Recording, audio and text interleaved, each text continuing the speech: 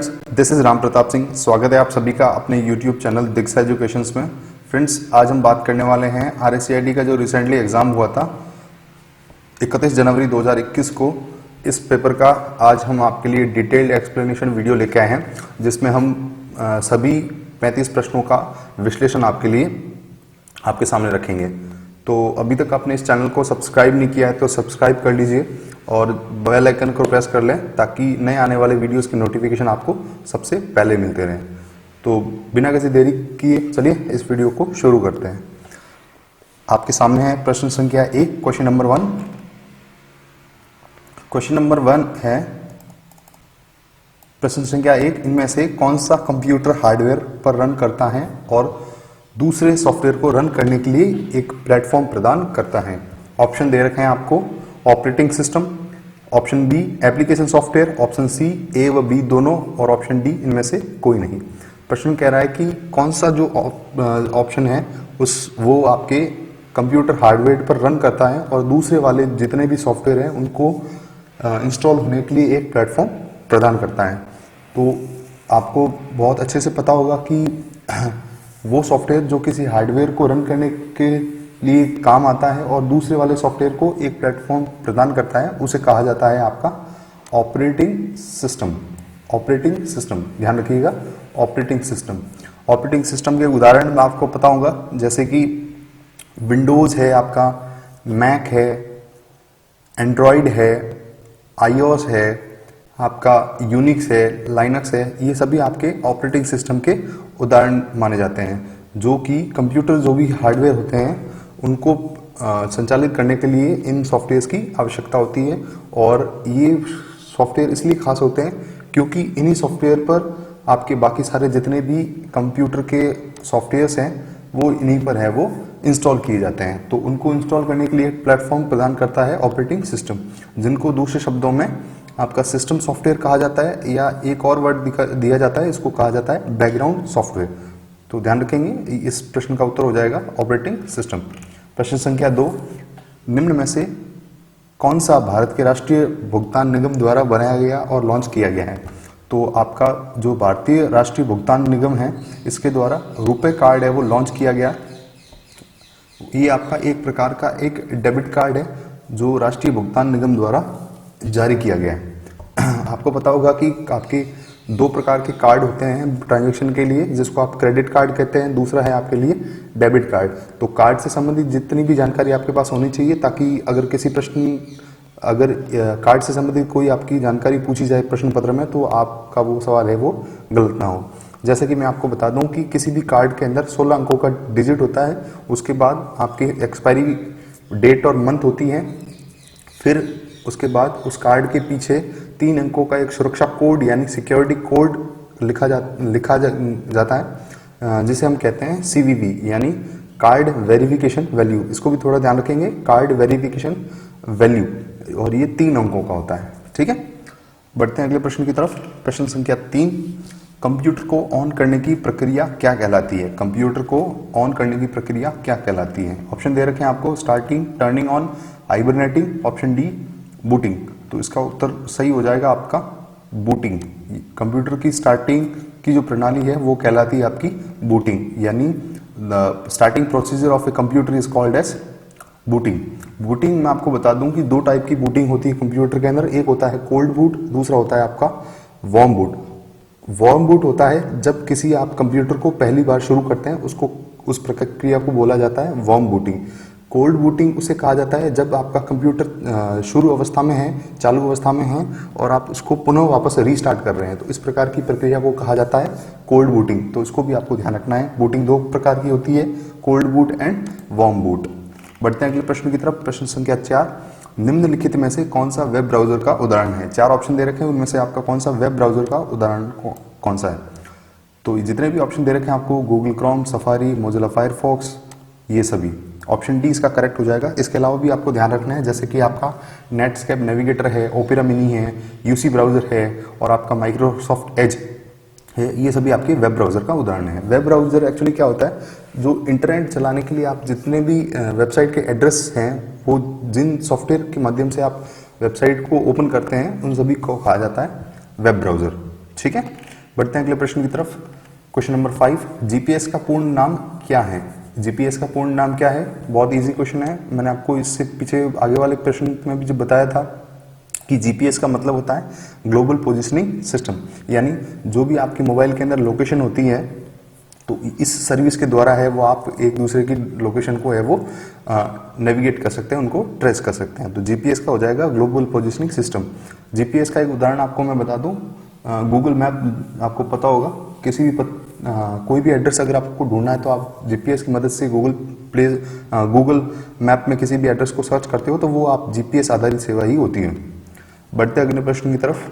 Question number 6, keyboard पर function कुंजियों की कुल संख्या कितनी है? बहुत ही इजी प्रश्न है। कीबोर्ड पर फंक्शन कुंजियों की कुल संख्या होती है आपकी 12, F1 से F12 पर। ठीक है। क्वेश्चन नंबर 7, माउस एक है, माउस एक प्रकार का कैसा डिवाइस है? बहुत ही इजी प्रश्न है, आपको पता होगा इसका आंसर हो जाएगा option number B, input device. Mouse एक प्रकार का इनपुट डिवाइस है। अगर आपको इनपुट डिवाइस में भी कोई स्पेसिफिक चीज पूछे तो वो आप बताएंगे कि ये एक प्रकार का आपका एक पॉइंटिंग डिवाइस है, पॉइंटिंग इनपुट डिवाइस है। Question number 8, MS power point में निम्नलिखित स्लाइड शो व्यू में स्लाइड्स को आगे नहीं बढ़ाया जा सकता है, यानी 4 ऑप्शन दे रखे हैं, उनमें से किसकी सहायता से आप किसी भी स्लाइड शो को आगे नहीं बढ़ा सकते हैं? तो ऑप्शन सी इसका करेक्ट हो जाएगा। एस्केप कुंजी की सहायता से आप है वो एमएस पावर पॉइंट के अंदर किसी भी स्लाइड शो को आगे वाली स्लाइड के अंदर मूव नहीं करवा सकते। एक और मैं प्रश्न बता दूं यहाँ आपको कि स्लाइड शो के लिए आपकी शॉर्टकट की कुंजी होती है F5। ठीक है। बढ़ते हैं अगले प्रश्न की तरफ। प्रश्न संख्या 9, निम्न में से कौन सा सही है? 4 आपको पेयर दे रखे हैं, उसमें से कौन सा है वो युग्म सही है? जैसे कि आपको पता होगा कि 1 किलोबाइट में 1024 बाइट होते हैं, तो पहला वाला ऑप्शन ही आपका करेक्ट हो जाएगा। 1 KB equals to 1024 byte. 8 bit में एक बाइट होता है और 4 बिट के अंदर एक निब्बल होता है, इसको भी आप थोड़ा ध्यान रखेंगे। और सबसे बड़ी जो मेमोरी की यूनिट होती है उसे कहते हैं जीबी, यानी जीओप बाइट, GEOP बाइट, BYTE। ठीक है। नेक्स्ट क्वेश्चन, प्रश्न संख्या 10, 2 प्रकार की आउटपुट डिवाइस हैं, तो इनमें से कौन सी आपकी आउटपुट डिवाइस का उदाहरण है? मॉनिटर और प्रिंटर। शुद्ध रूप से इसका उत्तर हो जाएगा मॉनिटर और प्रिंटर है वो एक प्रकार के आपके आउटपुट डिवाइस का उदाहरण होगा। क्वेश्चन नंबर 11, एक कीबोर्ड पर कैपिटल अक्षरों के रूप में संदर्भित किया जाता है। कैपिटल अक्षर को लिखने के लिए आप कीबोर्ड की में से आपको पता होगा कि आप कैप्स लॉक कीज का उपयोग करते हैं। एक और यहाँ पे आपको जानकारी मैं बता दूं कि caps lock, number lock and scroll lock, इन तीनों को एक सम्मिलित रूप से टर्म दी जाती है जिसे कहा जाता है टॉगल कीज। तो ये भी आपका एक बहुत ही इंपॉर्टेंट क्वेश्चन बन सकता है कीबोर्ड से संबंधित, इसको भी आपको ध्यान रखना है। बढ़ते हैं अगले प्रश्न की तरफ। प्रश्न संख्या 12, MICR में C का क्या अर्थ है? MICR में C का अर्थ होता है कैरेक्टर्स। MICR में C का अर्थ होता है कैरेक्टर।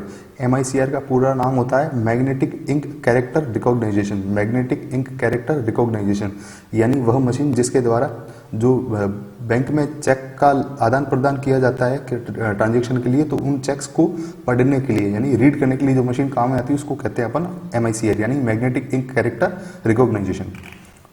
प्रश्न संख्या 13, किसी विशिष्ट कार्य को करने के लिए दूसरी कुंजी के साथ संयोजन में किस कुंजी का उपयोग किया जाता है?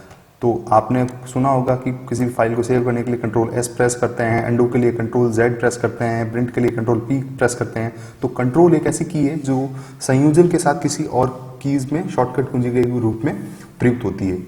एक और प्रश्न में आपको यहाँ पे इंपॉर्टेंट बता दूं, ये Ctrl, Alt और जितनी भी आपकी शॉर्टकट कुंजियां हैं इन सभी को मॉडिफाइड कीज कहा जाता है।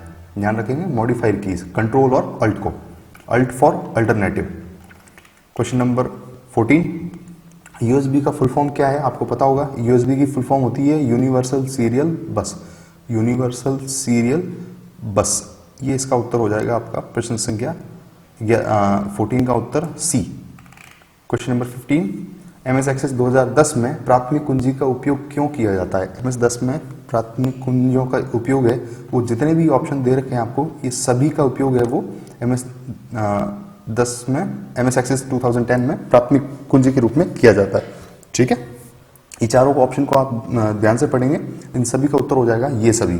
ठीक है, समय की कमी होने के कारण मैं आपको थोड़ा जल्दी जल्दी करवा रहा हूँ ताकि एग्जाम आने वाले हैं आपके, तो इनको आप अच्छे से देख पाएंगे। बढ़ते हैं अगले प्रश्न की तरफ। प्रश्न संख्या 16, वेब संसाधनों के लिए एक संदर्भ है जो कंप्यूटर नेटवर्क और तंत्र को पुनः प्राप्त करने के लिए इसके स्थान को निर्दिष्ट करता है। यानी वेब संसाधनों को एक संदर्भ के रूप में कंप्यूटर नेटवर्क और तंत्र को पुनः प्राप्त करने के लिए इसके स्थान को निर्दिष्ट करता है। तो उसका उत्तर हो जाएगा आपका URL यानी यूनिफॉर्म रिसोर्स लोकेटर। ठीक है।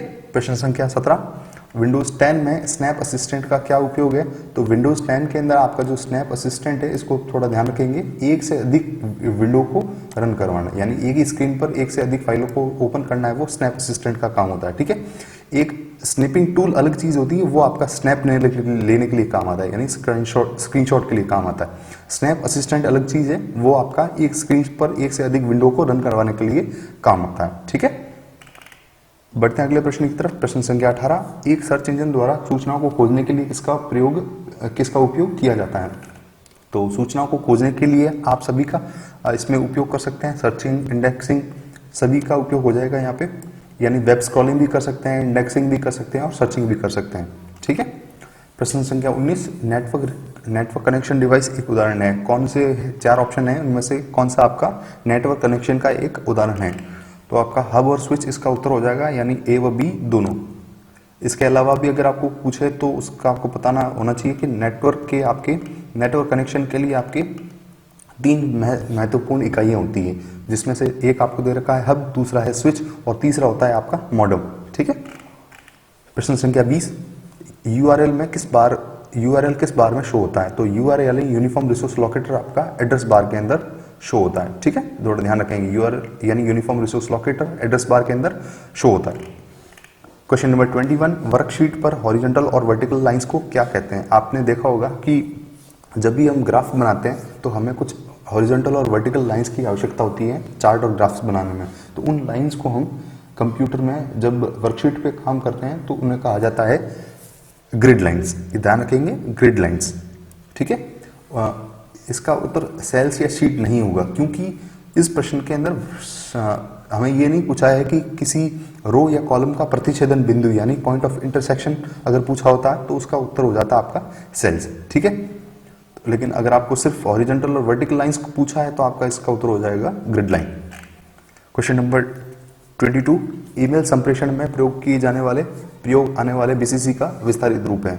तो ईमेल के अंदर आपका BCC यानी इसका उत्तर हो जाएगा, BCC का अर्थ होता है ब्लाइंड कार्बन कॉपी। 2 प्रकार की कॉपी होती है, जैसे बोलते हैं CC और होता है BCC। CC for carbon copy, BCC for blind carbon copy. ठीक है। बढ़ते हैं अगले प्रश्न की तरफ। क्वेश्चन नंबर 23, नेटस्केप नेविगेटर एक है। नेटस्केप नेविगेटर मैंने आपको पहले ही बताया था, एक प्रकार का वेब ब्राउजर का उदाहरण है। वेब ब्राउजर आपको ध्यान रखने हैं, Mozilla Firefox, Google Chrome, Netscape navigator, safari, UC browser, opera mini और आपका माइक्रोसॉफ्ट एज, जो पहले की आपका इंटरनेट एक्सप्लोरर के नाम से जाना जाता था। माइक्रोसॉफ्ट एज माइक्रोसॉफ्ट कंपनी का एक स्वामित्व है। ठीक है। प्रश्न नंबर 24 की तरफ बढ़ते हैं। वेब में एक साइट से दूसरी साइट पर जाने की प्रक्रिया क्या कहलाती है? अगर आप किसी वेबसाइट पर काम कर रहे हैं और आपको सडनली उसी टाइम दूसरे किसी वेबसाइट पर विजिट करना है, तो ये प्रक्रिया कहलाती है नेविगेटिंग। नेविगेटिंग का मतलब होता है एक साइट से दूसरी वेबसाइट की तरफ मूव करना या बढ़ना। क्वेश्चन नंबर 25, बहुत ही इजी प्रश्न है। अभी इसी प्रश्न पत्र में मैंने आपको इसकी फुल फॉर्म बताई थी। URL का मतलब होता है यूनिफॉर्म रिसोर्स लोकेटर। लेकिन ऐसे प्रश्न बहुत इजी होते हैं, लेकिन इनके जो ऑप्शन दे रखे होते हैं वो बहुत ही क्लोज होते हैं, तो इनको करते हुए आपको विशेष सावधानी बरतनी है। URL यानी यूनिफॉर्म रिसोर्स लोकेटर होता है। यहाँ पे रिसोर्स लोकेटर है, लोकेशन है, लेकिन आपका शुद्ध रूप से यहाँ उत्तर हो जाएगा आपका यूनिफॉर्म रिसोर्स लोकेटर। ठीक है। तो ऐसे प्रश्न में आपको एक्स्ट्रा अटेंशन की जरूरत पड़ती है।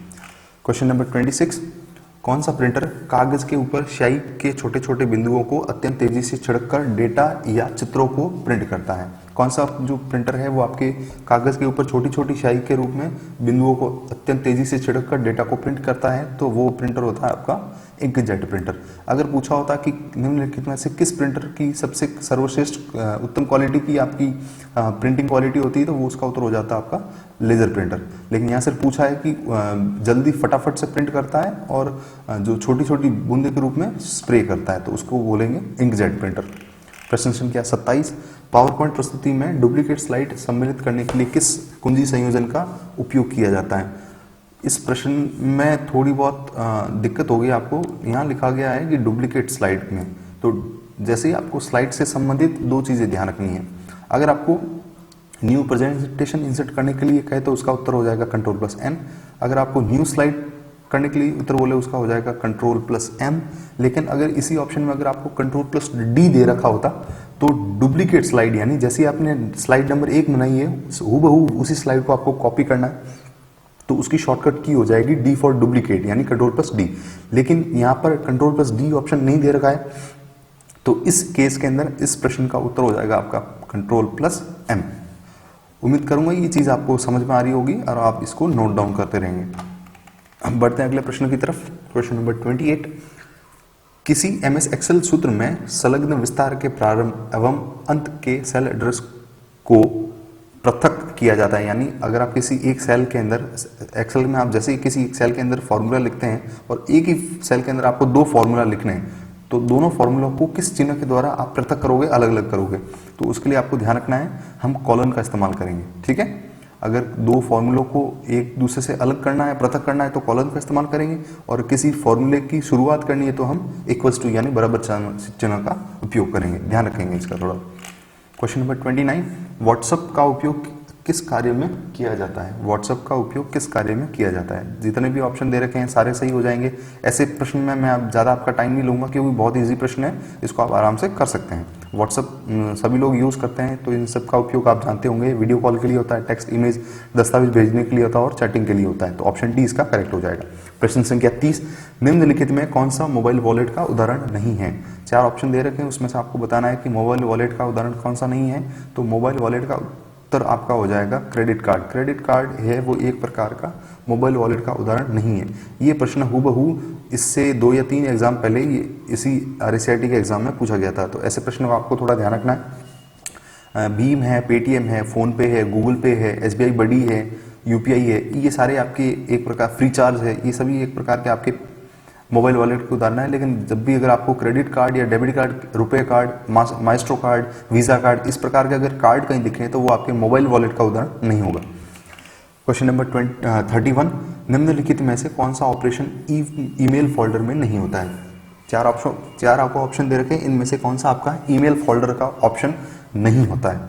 तो ईमेल का उत्तर आपका हो जाएगा option number B, receive mail नहीं होता है। ध्यान रखेंगे, रिसीव मेल नाम का ईमेल के फोल्डर का कोई संबंध नहीं होता है।